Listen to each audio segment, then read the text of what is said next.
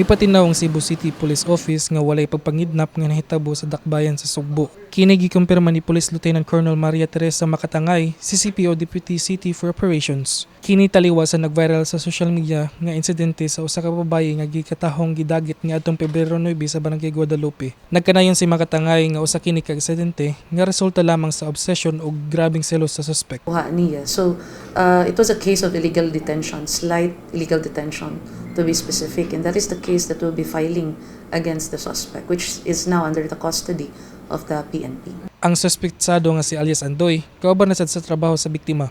Aso ni Makatangay, nga gigapos sa suspect ang biktima gamit ang posa sa sulod sa iyang sakyanan. Naglaag pang biktima kuyog ang suspect uban sa ilang usa pa ka kauban.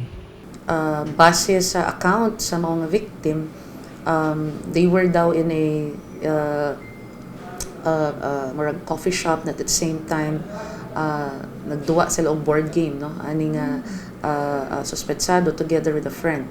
Now tulo sila, so after this gathering nila, gihatod nila, they boarded the vehicle of the guy somewhere in Banawa, ninaog to ilang isa ka friend, and after which dito na siya gi pusasan, no, iyahang tiil ug iyahang kamot. Anaa sa kustodiya sa kapulisan ng suspect, nahayan magatubang og kaso nga slight illegal detention. Samtang luwas na sad ang biktima og nakabalik na sa iyang pamilya.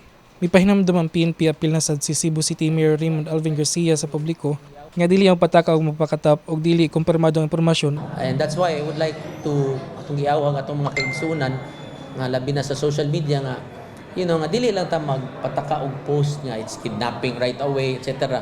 Kay it can just be a case of